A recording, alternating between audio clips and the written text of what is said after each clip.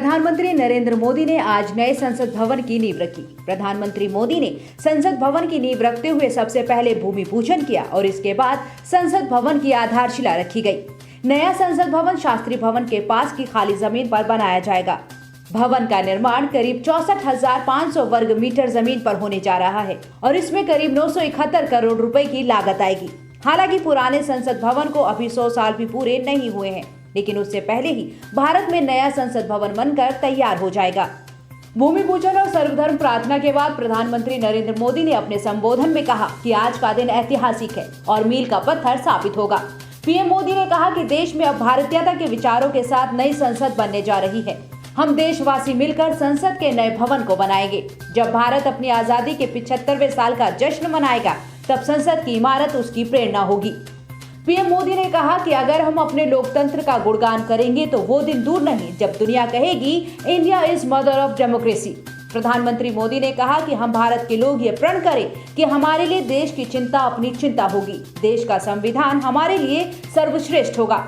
देश की अखंडता सबसे पहले होगी। पीएम मोदी ने देशवासियों से अपील करते हुए कहा कि हर कोई अपने मन में 2047 के लिए संकल्प ले। जब देश की आजादी के 100 साल पूरे होंगे, तब हम कैसा देश देखना चाहते हैं। साथ ही पीएम ने कहा कि 21वीं सदी के भारत को नया संसद भवन मिलना जरूरी है। आज का दिन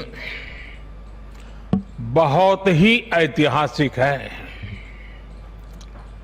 आज का दिन भारत के लोकतांत्रिक इतिहास में मील के पत्थर की तरह है। भारतीयों द्वारा भारतीयता के विचार से ओतप्रोत भारत के संसद भवन के निर्माण का शुभारंभ हमारी लोकतांत्रिक परंपराओं के सबसे अहम पड़ाव में से एक है। हम भारत के लोग मिलकर अपनी संसद के इस नए भवन को बनाएंगे और साथियों, इससे सुंदर क्या होगा, इससे पवित्र क्या होगा जब भारत अपनी आजादी के 75 वर्ष का पर्व मनाए तो उस पर्व की साक्षात प्रेरणा हमारी संसद की नई इमारत बने। तो नया भवन आत्मनिर्भर भारत के निर्माण का गवाह बनेगा। पुराने संसद भवन में देश की आवश्यकताओं की पूर्ति के लिए काम हुआ, तो नए भवन में 21वीं सदी के भारत की आकांक्षाएं पूरी की जाएगी।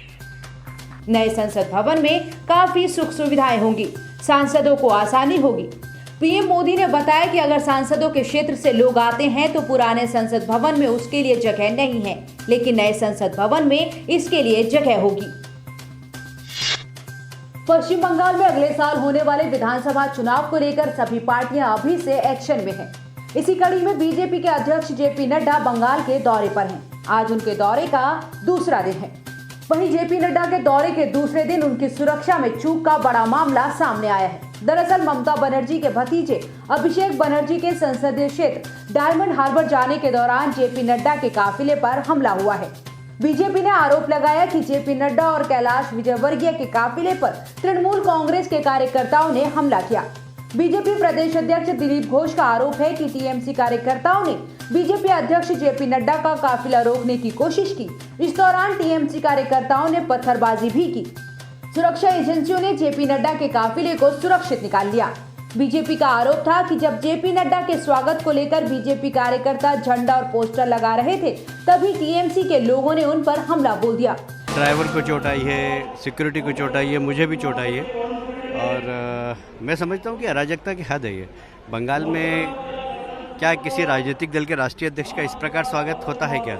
मैं बंगाल की जनता से पूछना चाहता हूँ। यहाँ पर डेमोक्रेसी की स्थापना करना है और मैं समझता हूँ जनता की जवाबदारी है कि जनता इस दिशा में निर्णय करे कि बंगाल का अपमान, बंगाल की संस्कृति और संस्कार का अपमान कब तक होने देंगे हम। मैं समझता हूँ ये बहुत ही अक्षम्य अपराध हुआ है और इसकी जितना निंदा की जाए कम है। मुकुल दा को लगी है, हमारे बहुत सारे नेताओं को लगी है, और पुलिस की उपस्थिति में गुंडे अराजकता करते रहे। मैं समझता हूं कि कभी ऐसा लग रहा था मन में कि अपन अपने देश में है कि किसी दूसरे देश में। ऐसी परिस्थिति लग रही थी वहाँ पर। राष्ट्रीय अध्यक्ष की गाड़ी आगे उनके ऊपर पथराव हुआ, वो तो बुलेट प्रूफ गाड़ी थी, हमारी गाड़ी पूरी तोड़ दी उन्होंने। वहीं इस मामले को लेकर केंद्रीय गृह मंत्री अमित शाह ने मंत्रालय के अधिकारियों को निर्देश दिया है कि पश्चिम बंगाल सरकार से पूछा जाए कि सुरक्षा में चूक क्यों और कैसे हुई। बंगाल बीजेपी चीफ दिलीप घोष ने अमित शाह को चिट्ठी लिखी थी। भारतीय सेना की मुस्तैदी, भारत की तरफ से की गई सर्जिकल और एयर स्ट्राइक के बाद पाकिस्तान को एक बार फिर भारत की सर्जिकल स्ट्राइक का डर सता रहा है। पाकिस्तानी मीडिया का दावा है कि भारत अपने आंतरिक मुद्दों से ध्यान हटाने के लिए पाकिस्तान के खिलाफ कोई कार्रवाई कर सकता है। भारत की सेना ने पाकिस्तान में चल रही इन खबरों को प्रोपेगेंडा करार दिया। बता दें कि भारत के खिलाफ पाकिस्तानी सेना LOC पर हाई अलर्ट पर है और पाकिस्तान दहशत में आ गया है। पाकिस्तानी मीडिया के मुताबिक पाक सेना को डर है कि भारत फिर कोई सर्जिकल स्ट्राइक या एयर स्ट्राइक कर सकता है। इस आशंका के बाद पाकिस्तानी सेना को हाई अलर्ट पर कर दिया गया है। पाकिस्तानी सुरक्षा तंत्र ने ऐसा इसीलिए किया है क्योंकि पाकिस्तान को इस बात की भी आशंका है कि भारत कोई फॉल्स फ्लैग ऑपरेशन कर पाकिस्तान के खिलाफ सर्जिकल स्ट्राइक कर सकता है। फॉल्स फ्लैग कोई ऐसा ऑपरेशन होता है जिसमें किसी काल्पनिक या फिर झूठी वजह से किसी ऑपरेशन को अंजाम दिया जाता है।